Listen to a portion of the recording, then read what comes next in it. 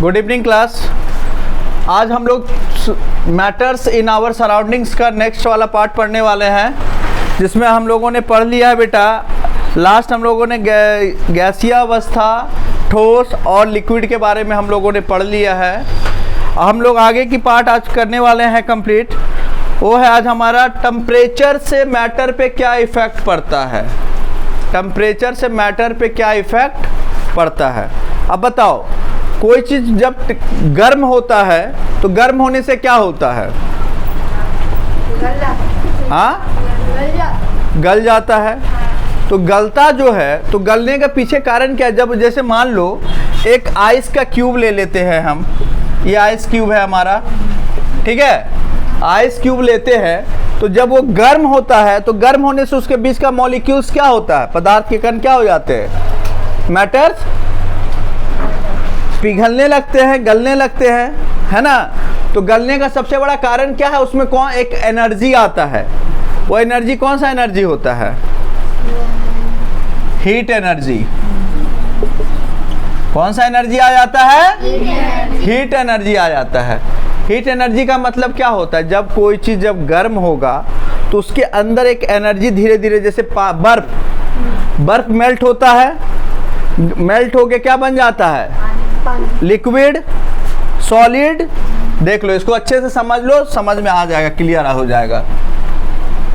पहले क्या होता है, 3 पार्ट में बता दे रहा हूं। ये हो गया आपका सॉलिड, जिसको बोलते हैं ठोस। लिक्विड, उसको बोलते हैं द्रव्य। और एक हो गया गैस, जो गैस ही लिखते हैं। अब समझो कैसे कैसे चेंज ओवर हो रहा है, एक एक पॉइंट समझो। जब आप किसी सॉलिड को गर्म करते हो, बर्फ को अगर गर्म करते हो आप, तो किस में बदलता है? वो लिक्विड में बदलता है। तो वो लिक्विड में बदलता है तो उसको कुछ एनर्जी का जरूरत पड़ता है कि नहीं? देखते रहना। तो उसको एनर्जी का जरूरत पड़ता है कि नहीं? तो एनर्जी जब बना तो क्या बन गया? लिक्विड बन गया। जब लिक्विड में और ज़्यादा हम हीट करते हैं तो वो किस में कन्वर्ट हो जाता है? गैस में। तो उसमें क्या होता है? एक एनर्जी जाता है। वो बिना किसी एनर्जी का वो काम करेगा नहीं ना। तो जो एक एनर्जी जो होता है, वो कौन सा एक एनर्जी होता है? उसे हिंदी में बेटा कहा जाता है गुप्त ऊष्मा। गुप्त। और इसका मैं और एक के नाम क्या बोलते हैं? इंग्लिश में क्या कहते हैं? गुप्त एनर्जी। गुप्त है मतलब वो क्या है? जो एनर्जी आपको दिख नहीं रहा है, हाइड है, वो एनर्जी है। जैसे वाष्प से, गर्म वाष्प से आपका हाथ जल जाता है, जलता है ना। मम्मी लोग जब रोटी बनाती है बेटा, तो उस टाइम क्या होता है? जब वाष्प निकलता है उससे हाथ जल जाता है। या कोई बर्तन को छुओ, चावल बन रहा हो, उससे हीट निकलता है, उससे भी आपका हाथ जल जाता है। जल गया ना आपका हाथ? हाँ सर, मेरा भी जला। तो कैसे जला वो? वो तो वेपर बन गया। तो जब वो वेपर बना तो उसमें वेपर बनने के लिए एनर्जी तो चाहिए। अगर किसी चीज को आप नीचे रखा हुआ उसको उड़ाना चाहोगे तो उसके लिए एनर्जी चाहिए कि नहीं चाहिए?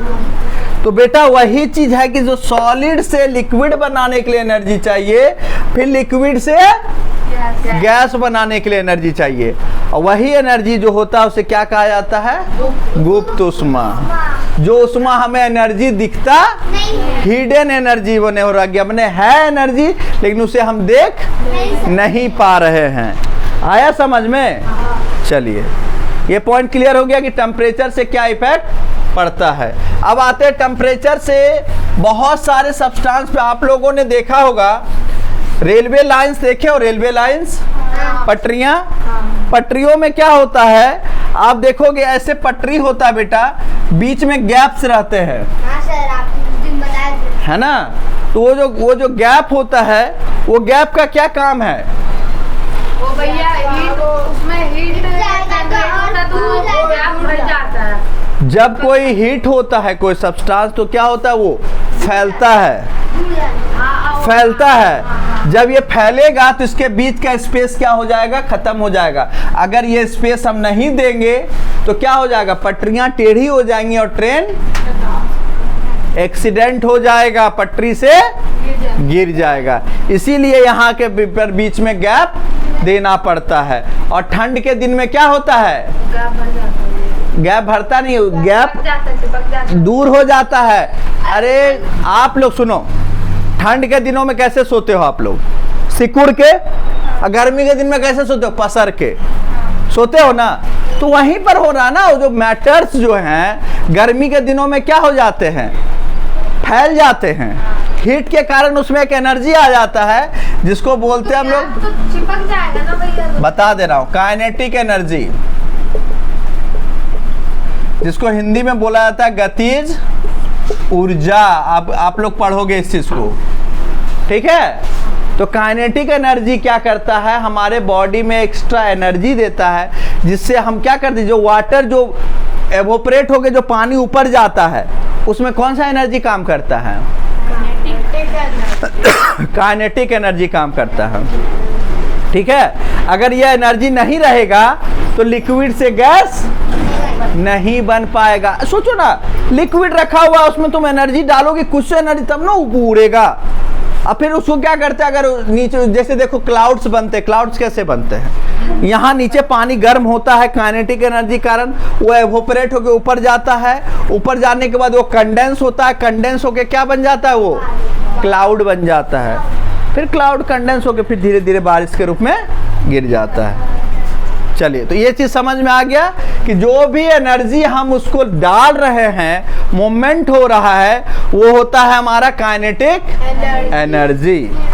चलिए, ठोस के तापमान को बढ़ाने पर उसके कणों की गतिज ऊर्जा बढ़ जाती है। अब देखो, अगर हम बाला को अगर हम एक तवा पर बैठा देते हैं, अगर किसी बच्चे को अगर हम तवा पर बैठा देंगे तो उसमें क्या हो जाएगा, काइनेटिक एनर्जी बढ़ेगा ना। अरे तुम्हारा ही सोचो ना, हटाओ, आपका हाथ जल जाता है तवे पर हाथ लगाने से, क्यों जलता है, उसमें क्या आ जाता है, एनर्जी, काइनेटिक एनर्जी। होता क्या है, जो मैटर्स जो है हमारे बॉडी के अंदर, वो बहुत जल्दी मूवमेंट करने लगते हैं। मूवमेंट का जो हम उसको बर्दाश्त नहीं कर पाते हैं।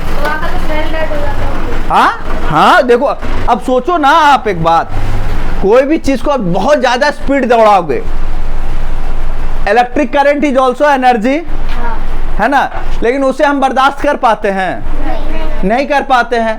तो वही बात है, वो भी एक एनर्जी है, लेकिन उस एनर्जी को हम लोग, हमारा बॉडी उतना एनर्जी लेने के लिए सक्षम नहीं होता है। एनर्जी ही है, लेकिन हम उतने एनर्जी को अपने बॉडी के अंदर रख नहीं सकते हैं, ठीक है। तो जो भी बॉडी में हमारा मूवमेंट होता है, या कोई सब्सटेंस हो, मैटर हो, या लिविंग हो या नॉन लिविंग, जो मूवमेंट करते हैं, क्या बोलता है, ठोस के तापमान को बढ़ाने पर उसके कणों की गतिज ऊर्जा बढ़ जाती है। मतलब उसके अंदर का मूवमेंट क्या हो जाता है, बढ़ जाता है। गतिज ऊर्जा में वृद्धि होने के कारण कण अधिक तेजी से कंपन करने लगते हैं। आप लोग देखते होंगे, जब पानी गर्म करते हैं बेटा हम लोग घर में, तो उसके अंदर का मॉलिक्यूल्स क्या करने लगता है, देखते हो, ड्रॉपलेट्स इधर उधर भागने लगता है, देखे हो बर्तन में। तो ऐसा क्यों होता है, सोचो थोड़ा, बताओ, नहीं पता। वो एनर्जी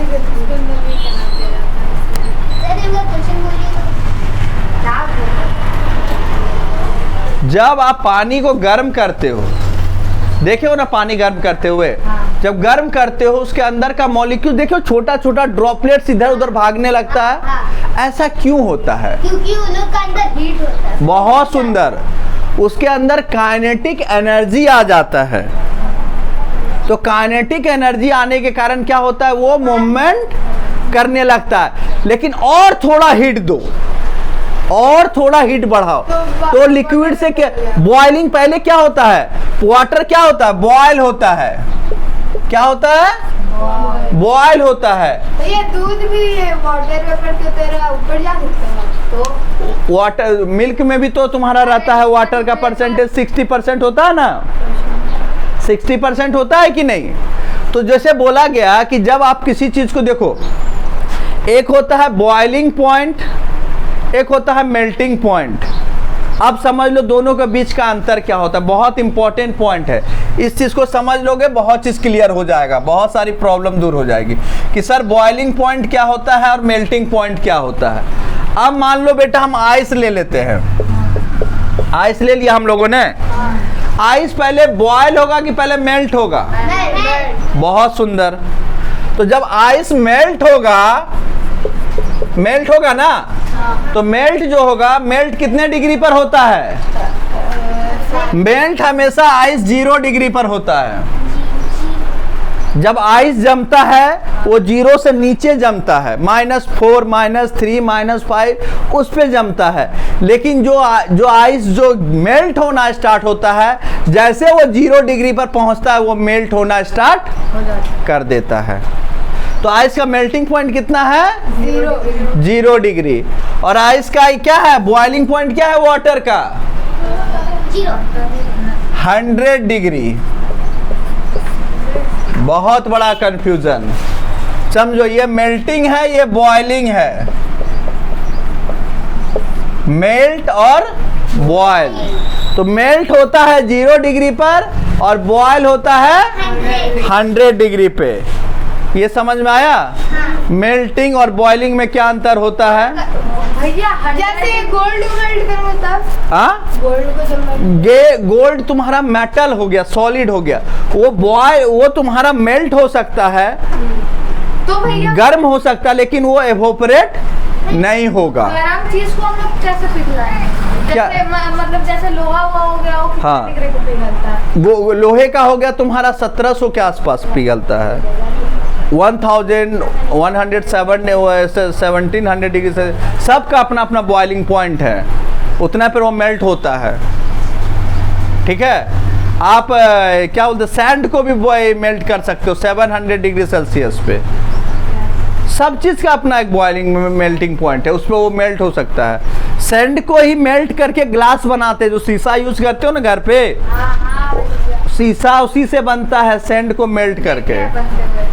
ठीक है, ठीक है। चलिए, गतिज ऊर्जा में वृद्धि होने के कारण कण अधिक तेजी से कंपन करने लगते हैं। उष्मा के द्वारा प्रदत्त की गई ऊर्जा कणों के बीच के आकर्षण बल को पार। देखो सबसे अच्छा इंपॉर्टेंट पॉइंट, जब आपका कहीं पर ज़्यादा हीट देते हो तो उसके अंदर का मॉलिक्यूल्स क्या हो जाता है। जैसे कोई सॉलिड होता है बेटा, तो सॉलिड के मॉलिक्यूल्स क्या रहते हैं, एकदम टाइटली पैक होते हैं, है ना। जैसे ये वाला टाइटली पैक्ड हो गया, ठीक है।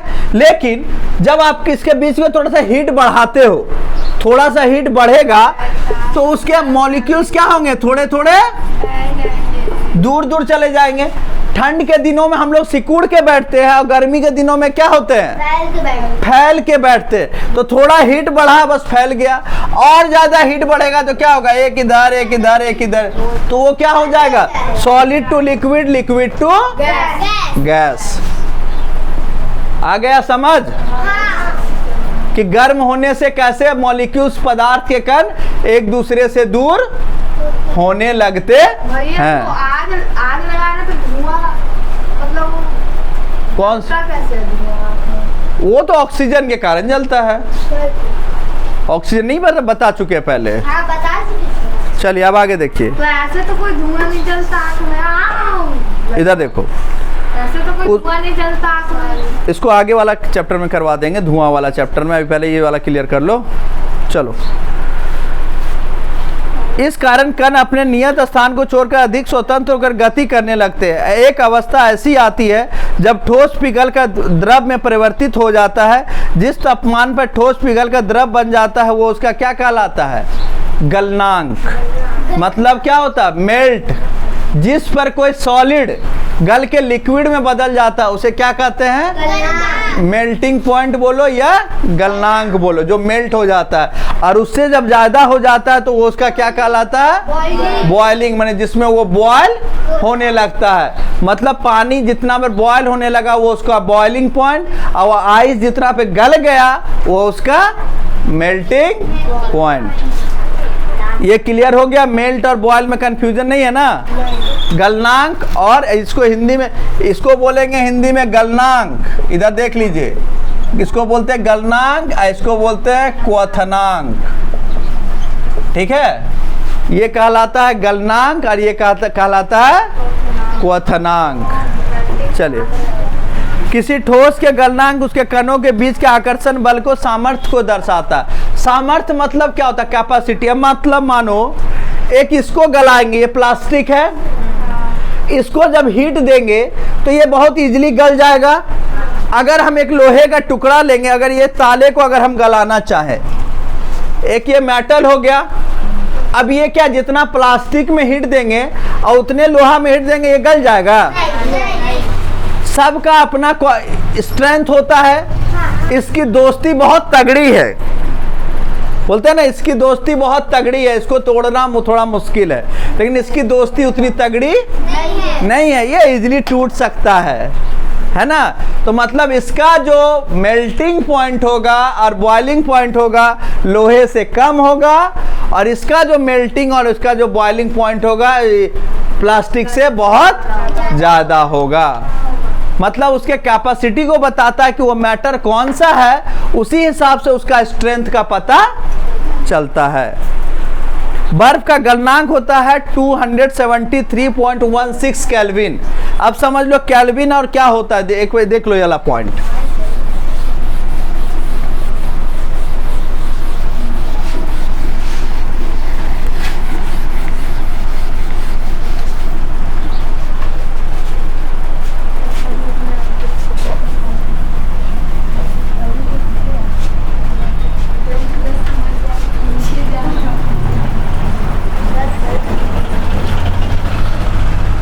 चलो देखो,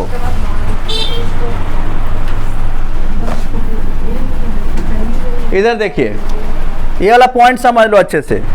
जैसे अभी हम लोगों ने बोला आइस का जो होता है melting point, melting point 0 degree Celsius, ठीक है। लेकिन बेटा अगर हम केल्विन में बात करते हैं तो 273.16 केल्विन।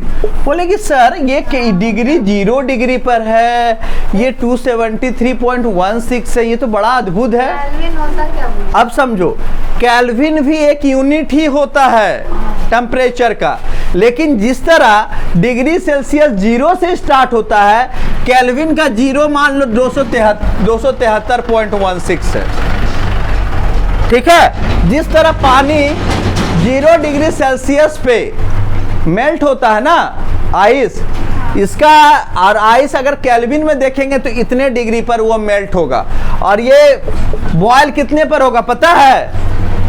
373.16 केल्विन। आइए कितने पर बॉयल होगा? 100 डिग्री सेल्सियस।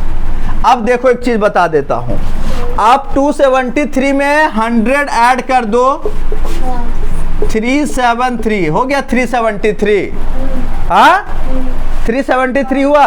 तो मतलब 0 डिग्री सेल्सियस, अगर सेल्सियस की बात करेंगे 0 degree Celsius equal to 273.16 kelvin. मतलब 0 degree Celsius equal to 273 kelvin होता है। मतलब बात समझ में आया? हाँ, कि मतलब 0 degree kelvin, 0 degree Celsius what means 273 degree kelvin. मतलब अगर इसका अगर केल्विन, अगर बॉइलिंग पॉइंट पूछेंगे केल्विन में तो कितना हो जाएगा? 100, 373, 100 ऐड कर देंगे उसमें। जैसे ये 100 पे बॉयल हो रहा है ना डिग्री सेल्सियस पे, तो इसका 0 डिग्री इसका कितना हो गया? 273। तो इसका 100 डिग्री कितना हो जाएगा? 373 नहीं हो जाएगा, 100 ऐड कर देंगे बस, ठीक है। ज्यादा सोचना नहीं है, छोटी सी बात है। इसमें 100 ऐड कर दिया, 373.16 हो गया। क्लियर हो गया? चलिए, तो जो बर्फ का जो गलनांक होता है 273.16 केल्विन है। गलने प्रक्रिया यानी ठोस से द्रव में परिवर्तन को संगलन कहते हैं। हम लोग नहीं बोलते कि बर्फ गल गया, तो कोई जो सॉलिड से लिक्विड में बदलेगा उसको बोला जाता है फ्यूजन, और हिंदी में क्या बोला जाता है उसे? संगलन। क्या कहते हैं? संगलन। और इंग्लिश में क्या कहते हैं? फ्यूजन। दोनों को फायदा करेगा, इंग्लिश और हिंदी मीडियम दोनों को इसमें दिक्कत नहीं होगा। फ्यूजन का मतलब क्या हो गया? फ्यूज हो गया, नहीं होता, अरे फ्यूज हो गया। बर्फ था, फ्यूज होकर लिक्विड बन गया, तो क्या हो गया? फ्यूजन हो गया। और हिंदी में क्या कहेंगे? संगलन। गलता है ना बर्फ, तो वो क्या कहलाएगा? संगलन कहलाएगा। ठीक है, चलिए अब आगे देख लेते हैं। सर, ऐसा क्यों होता है? गर्म पानी जल्दी बर्फ बन जाता है। गर्म पानी जल्दी बर्फ बनता है? हाँ। एक्चुअली क्या होता है, सुनो, गर्म पानी में क्या होता है, देखो ठंडे, एक नॉर्मल वाटर ले लो, एक गर्म पानी ले लो, जिसमें जितना ज़्यादा हीट रहेगा ना उतना जल्दी वो हीट को रिलीज भी करता है। भैया हमने मना करते हैं कि गर्म पानी नहीं डालना चाहिए फ्रिज में। क्यों नहीं डालना चाहिए? क्योंकि हमारा फ्रिज जो है अब ठंडा नहीं रहता। एक्चुअली क्या होता है ना, उसके अंदर का जो सिस्टम ऐसा काम करता है, अगर आप उसको गर्म रखोगे ना तो उसका जो सिस्टम, जो कूलिंग करने का सिस्टम है, वो धीरे धीरे खराब हो जाएगा। इसीलिए हमेशा फ्रीज में जब आप खरीदोगे तो बोला भी जाता है कि उसमें गर्म सब्सटेंस को नहीं रखना चाहिए। हाँ भैया, वार्निंग में लिखा रहता है ना वार्निंग में। चलिए, किसी ठोस के गलने की प्रक्रिया में तापमान समान रहता है, ऐसे में ऊष्मीय ऊर्जा कहाँ जाता है? चलिए, बहुत इंपॉर्टेंट, आज घर में सब कोई करके देखेंगे। एक गिलास पानी लेना और उसमें 2 बर्फ का क्यूब डाल देना। जब तक बर्फ पूरा ना गल जाए तब तक देखना गिलास का बाहर जो पानी जो ठंडा होता है वो ठंडा नहीं होगा। जब आपका बर्फ गल जाएगा तब देखना पानी ठंडा होता है। ये कल करके आना सब कोई। लेकिन जब गल जाते तब ऊपर का गर्म ठंडा रहेगा और नीचे का तो गर्म ही रहेगा। धीरे धीरे सारा ठंडा होता है, लेकिन टाइम लगता है। करके देखना एक बार, ठीक है ना। तो क्या होता है, किसी ठोस के गलने की प्रक्रिया को में तापमान समान रहता है, ऐसे में ऊष्मीय ऊर्जा कहाँ जाती है?